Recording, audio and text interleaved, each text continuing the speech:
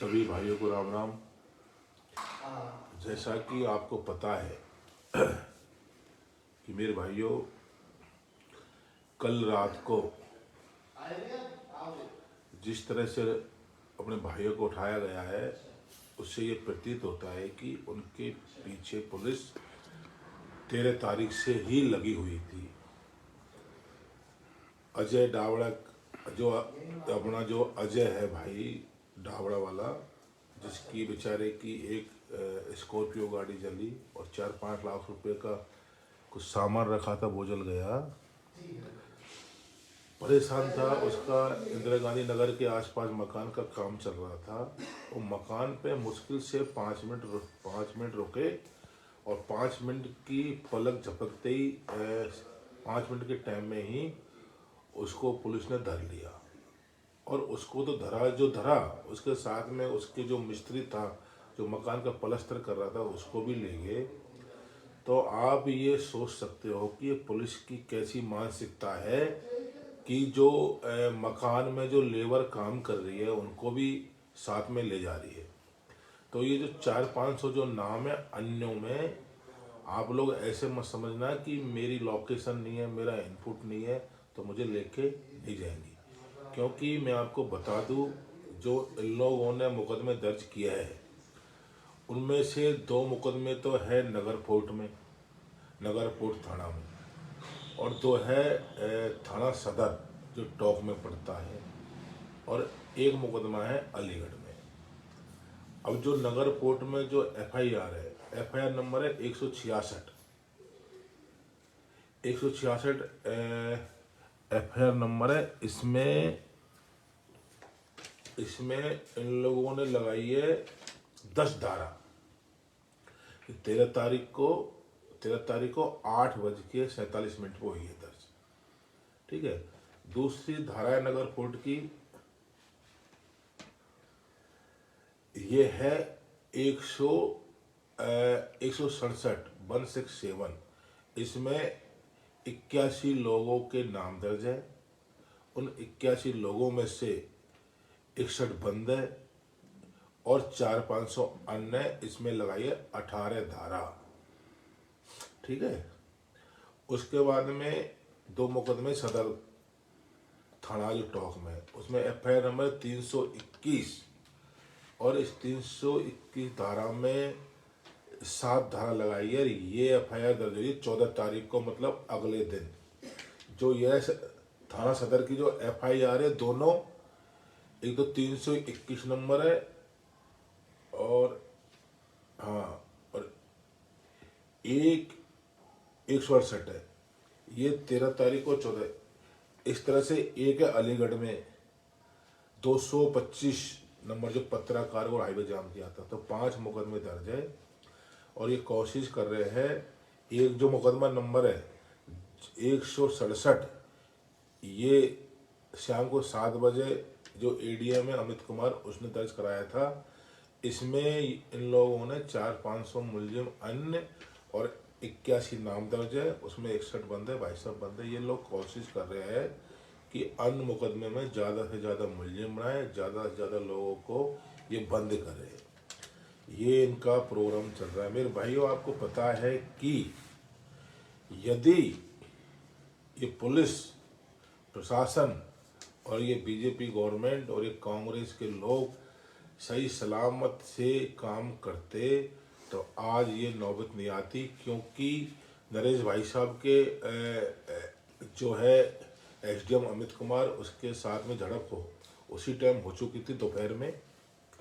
यदि ये BJP government Naresh Meena जी को चाहती तो जब झापड़ दिया उसी टाइम बंद कर सकती थी, उसी टाइम नरेश मीणा को ये गिरफ्तार करती। तो बीजेपी गवर्नमेंट को ये डर था कि नरेश मीणा चुनाव जीत जाएगा। इसलिए मेरे भाइयों, इसको रात को लेट तक पूरी पुलिस इकट्ठी करके, जो पैरामिलिट्री फोर्स इकट्ठी करके इसके साथ बड़ी घटना करने की पुलिस की योजना थी। क्योंकि ये जो थप्पड़ कांड तो दोपहर में ही हो गया था। उसके बाद भाई साहब 4 बजे तक धरने पर रहे, 4 बजे वोटिंग होगी। लेकिन 4 बजे के बाद में भाई साहब को मौका ही नहीं दिया। उसके बाद में इनकी प्लानिंग थी कि रात को अंधेरा हो जाएगा, लाइट काट देंगे, तो हम और केमिकल से जो गाड़ियों में जो आग लगी है वो कोई डीजल पेट्रोल से आग नहीं लगी, वो केमिकल से आग लगी। केमिकल इनके पास था, केमिकल से गाड़ियों में आग लगी पहले, और उसके बाद में इन लोगों ने गोलियां बरसाई प्लास्टिक की, और जो मिर्ची के गोले दागे लोगों ने। ठीक है, भगदड़ मच जाए तो नरेश मीणा को किसी गाड़ी में डाल देंगे। 10 गाड़ियां जल के खाक हो रही है तो एक गाड़ी में नरेश मीणा खाक हो जाएगा, तो कोई बड़ी बात नहीं है। लेकिन भगवान का साथ था और खाटू श्याम जी का साथ था, तो भाई साहब बच गए।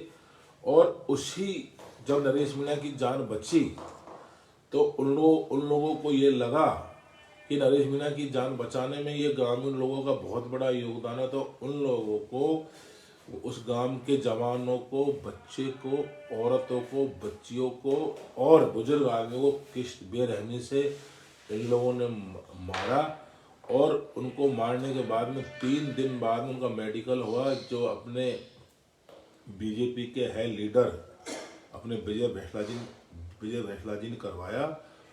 तो ये एक थप्पड़ दिया, उसके पीछे इतनी बेरहमी से किसी की जान के पीछे पड़े ये लोग।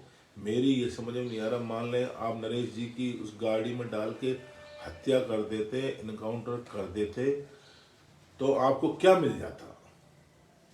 आपको ये मिल जाता कि जो शख्स 25 साल से राजनीति कर रहा है, वो प्रबल दावेदार है टिकट का, उसको टिकट उसने मांगा, टिकट नहीं दिया, और उसको 25 साल तक कचरे के डिब्बे में बंद रखा। जब ये तूफान, ये सैलाब बन चुका, तो ये थप्पड़ नहीं था नरेश जी। लोग बात कहते हैं कि उसने एक थप्पड़ दिया, ये कोई थप्पड़ नहीं है। ये थप्पड़ बीजेपी पार्टी के गाल पे, ये कांग्रेस पार्टी के गाल पे है कि जो टैलेंट डिजर्व करता है जो आदमी, उसको आप अनदेखी करोगे तो ऐसे ही विद्रोह होगा। ये बहुत बड़ा विद्रोह उन युवाओं के लिए जिन युवाओं के कोई बाप मंत्री नहीं है, अफसर नहीं है, उनके पास पैसा नहीं है, और उनकी हत्या की जा रही है। तो ये बीजेपी गवर्नमेंट ये नहीं चाहती कि डूंगरपुर बांसवाड़ा में जिस तरह बाप पार्टी ने हाईजैक कर लिया, और हनुमान बेनीवाल, चंद्रशेखर आज़ाद, ऐसे तमाम नेता पैदा हो गए, तो वो नहीं चाहते कि मीणा समाज में, पूर्वी राजस्थान में नरेश मीणा पॉलिटिक्स को हाईजैक करे। इसलिए इसकी हत्या करने में न केवल बीजेपी बल्कि कांग्रेस पार्टी इसको खत्म करने में लग रही है। कांग्रेस पार्टी के जो तमाम विधायक है, एमपी हरीश मीणा जी को 2-3 बार टिकट मिला, वो एमएलए बने, एमपी बने, और एसटी कोटे से वो आईपीएस बने। कभी भी मीणा समाज ने उनका विरोध नहीं किया। हमने इलेक्शन लड़ा है, और संविधान में ये ऐसा कोई नियम नहीं है कि जिसको बीजेपी कांग्रेस का टिकट मिले, जिसको ऊपर हरीश जैसे लोगों की मेहरबानी हो, वो लोग ही चुनाव लड़ सकते हैं। इसमें कोई भी लड़ सकता है। नरेश मीणा ने चुनाव लड़ा, टिकट मांगा, तो उसने कौन सा संविधान के खिलाफ या कौन सा देशद्रोह कर दिया जो इस तरह से उनके जो टीम है उनको कमजोर करने के लिए ये लोग रात को 12 बजे 10 बजे दिन में उठा के बंद करिए। एक थप्पड़ काट दें, एक थप्पड़ उसने दिया, और उसकी सजा पूरे गांव को दी। उस पूरे गांव के 60-70 लोग, मतलब किस तरह से बेरहमी से उनको मारा है, जेल में पटक रखा है। किसी का भाई है, किसी का बेटा है, तो इस तरह से जिसके साथ बीतती है उसी बीतती है। और ये कांग्रेस के जो लीडर है, ये अपोजिशन पार्टी राजस्थान में, इस तरह से बीजेपी तानाशाही कर रही है। दौसा में एक मीणा समाज के, एक विशेष समाज के लोगों की ट्रांसफर की लिस्ट एक जिला अध्यक्ष के लेटर पैड पर निकाल रही है गवर्नमेंट। जो जिला अध्यक्ष है वो कभी मेंबर सरपंच नहीं बना, और एक विशेष समाज को टारगेट करने का काम कर रही है।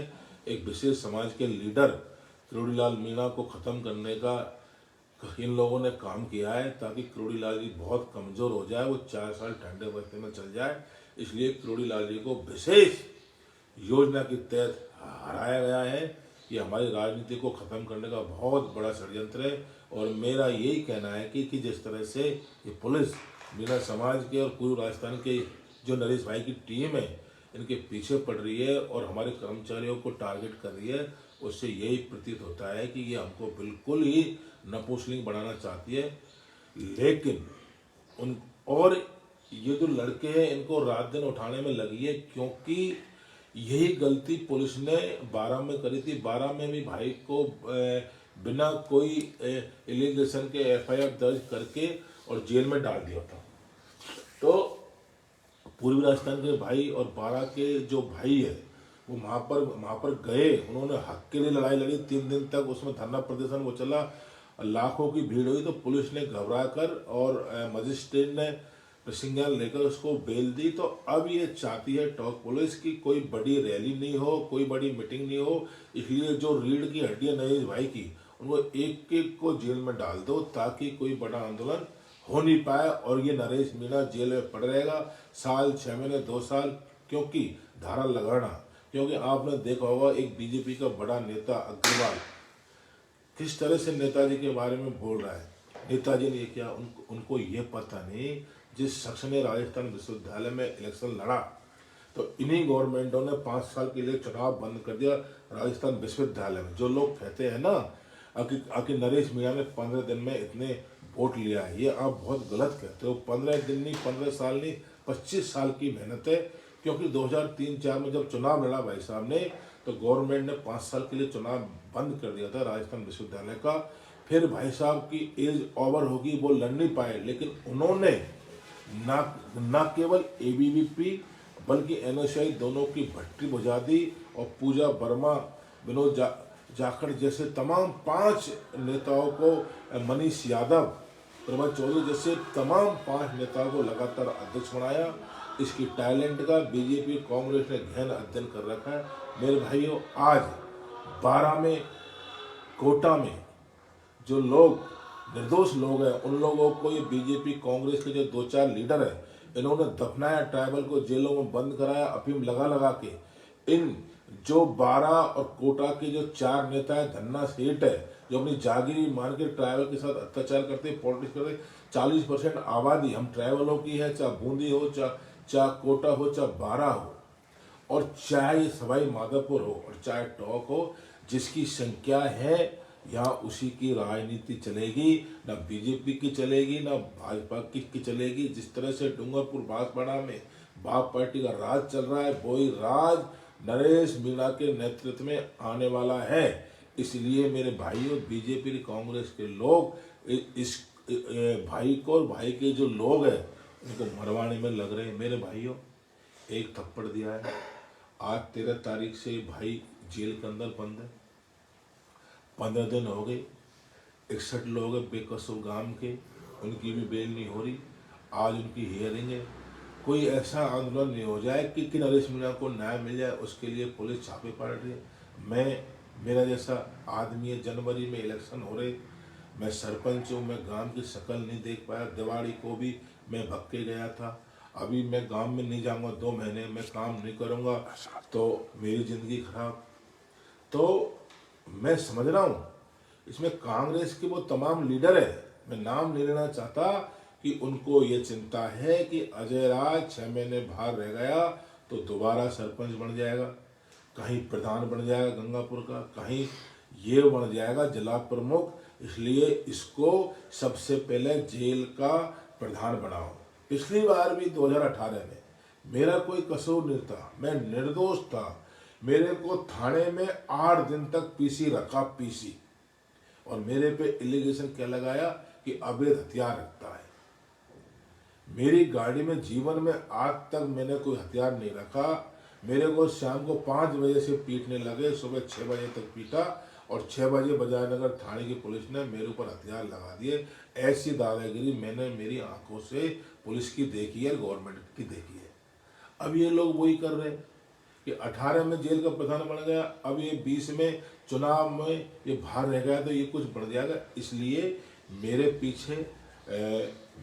पीछे जो टीम लगा रखी है पुलिस की, मुझे पता है कि लोगों ने लगा रखी है, लेकिन ये लोग मुझे जेल में बंद करा सकते हैं, जेल की सेल से पटक सकते हैं, लेकिन मेरी आवाज़ को ये लोग दबा नहीं सकते, क्योंकि हमारी आवाज़ 25 साल पुरानी बहुत बहुत सॉलिड आवाज़ है। इसको कोई जेल, कोई पुलिस की एजेंसी दबा नहीं सकती। मैंने तमाम जेल काट रखी है और तमाम एजेंसियों के केस झेल रखे, लेकिन मेरा पुलिस प्रशासन से ये निवेदन है कि आपको ना तनख्वाह बीजेपी दे रही है, ना तनख्वाह आपको गवर्नमेंट दे रही है। आपको तनख्वाह ये जो आम नागरिक है राजस्थान के, इनकी जो जीएसटी भरते हैं उससे तनख्वाह मिलती है।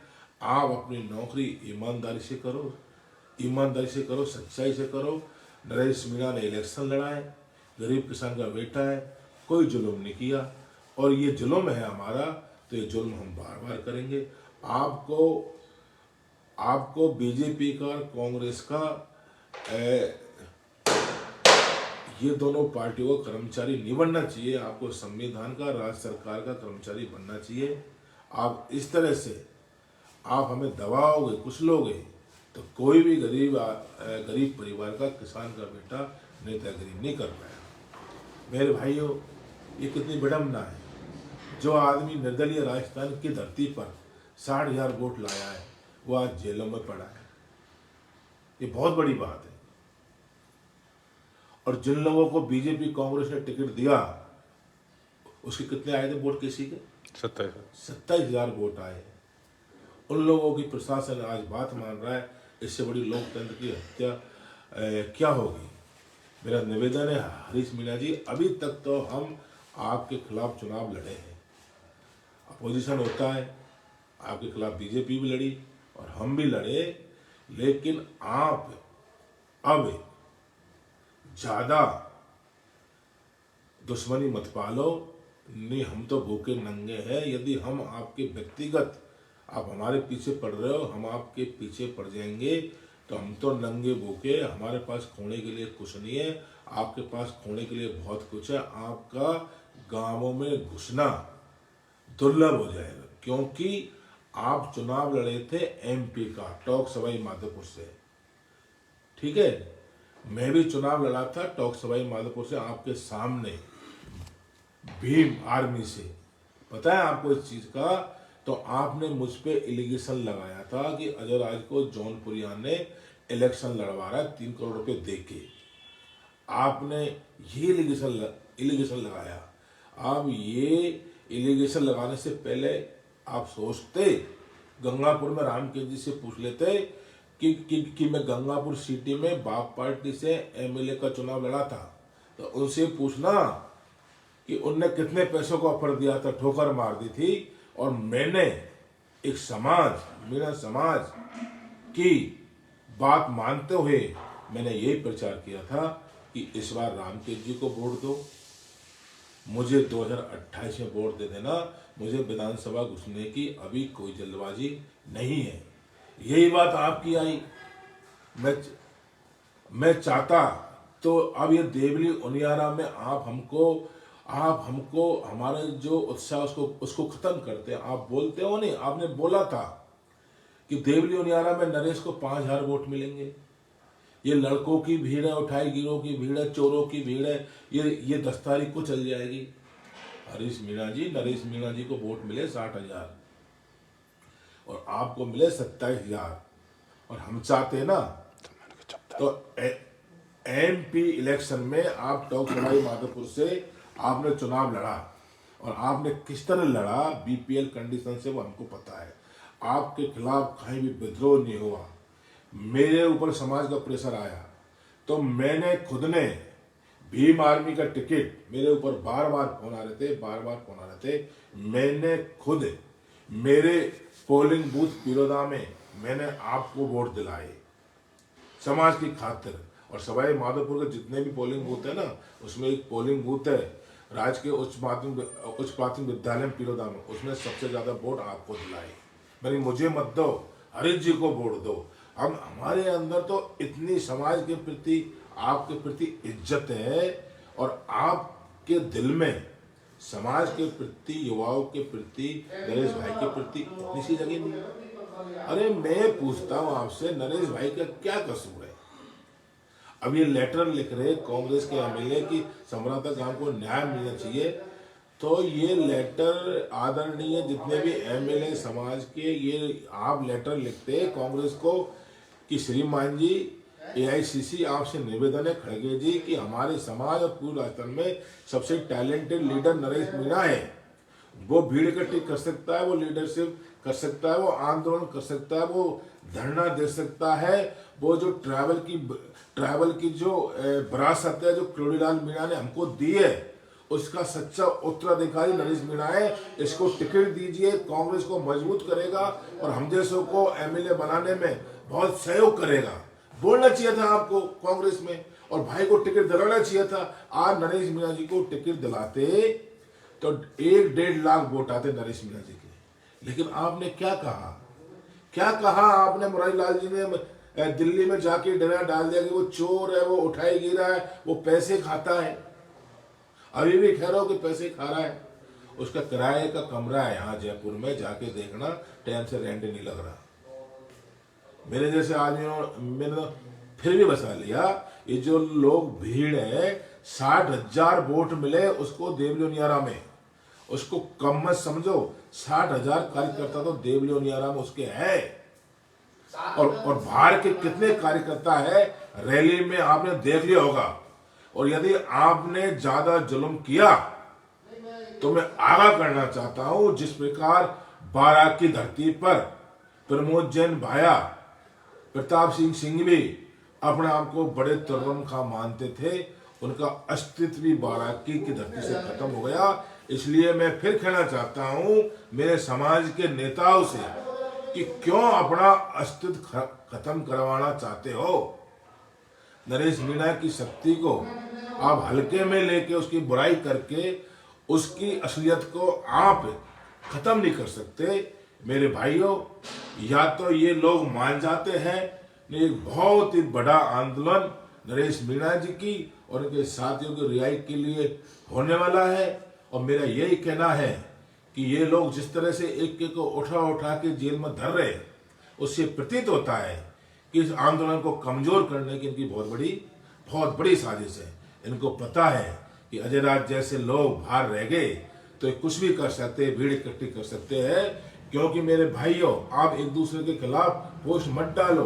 कौन बाहर है, कौन अंदर है, कौन पिटा है, कौन नहीं पिटा, ये पोस्टों को आप छोड़ो। क्योंकि नरेश मीणा जिस दिन बारह में बंद था तो उस दिन अजय राज मीणा बाहर था। उसको पता है कि अजय राज का काम अजय राज करेगा और भाई साहब का काम भाई साहब करेंगे, जब जाके मजबूती मिलेगी। मेरे भाइयों, मैं मेरा काम कर रहा हूं, मेरे पे विश्वास रखो। हिंदुस्तान की पुलिस को मेरे लिए पकड़ना मुश्किल नहीं, नामुमकिन है। और बहुत जल्दी ही एक बड़ा आंदोलन होने वाला है।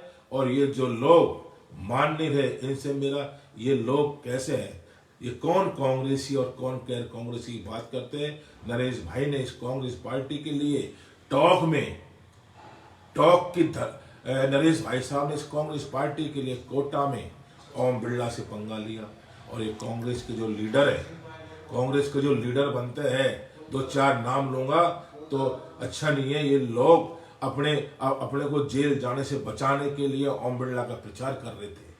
और कुछ लोग यहाँ भी कांग्रेसी लीडर है जो जेल जाने से बचने के लिए राजेंद्र का प्रचार कर रहे थे। ऐसे कांग्रेसी इस कांग्रेस पार्टी में मजबूत है। इसको कांग्रेस पार्टी में गांडुओं की फौज है, हिजड़ों की फौज है, रोटी रोजी कमाने वालों की फौज है। इस कांग्रेस पार्टी को प्रॉपर्टी डीलर का साधन बना दिया, मेकिंग मनी का साधन ये कांग्रेस पार्टी को बना लिया। आज भी देवली उनियारा में जो बीजेपी पार्टी जीती है उसमें कांग्रेस का बहुत बड़ा हाथ है। और कोटा में जो ओम बिरला जीता है उसमें कांग्रेस पार्टी का बहुत बड़ा हाथ है। हमारा भाई कोटा में निस्वार्थ भाव से लड़ा उस बीजेपी पार्टी से, और उस बीजेपी पार्टी से लड़ने के चक्कर में नरेश भाई के 5 मुकदमे ओम बिरला जी ने और लगा रखे, उनमें भी भाई का वारंट है। आप बात समझ रहे हो? 5 मुकदमे ओम बिरला ने लगाए, 5 मुकदमे देवली उनियारा में अब लगे 10 मुकदमे हो गए, पहले के मुकदमे है।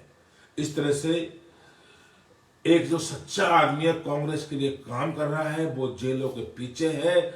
और जो कांग्रेस के गद्दार नेता है, वो कांग्रेस के पीसीसी एआईसीसी 5 स्टार होटलों में रात को महंगी बोतल शराब की खोलते हैं और अपने प्रॉपर्टी डीलिंग की बात करते हैं। ये कांग्रेस का असली चरित्र ही लोग कांग्रेस में पहुंच चुके हैं। मेरे भाइयों, मैं कहता हूं आपसे, नरेश मीणा आज 12 हो, झालावाड़ हो, कोटा हो, बूंदी हो, सवाई माधोपुर हो, जयपुर हो, एक बड़ी शख्सियत बन चुका है। इसकी आवाज को, मेरे भाइयों, इसकी आवाज को दबाने में बड़े बड़े लोग लग रहे हैं। इसकी आवाज को दफन करना चाहते हैं जेल की दीवारों में, जेल की सलाखों में, जेल की काल कोठरियों में।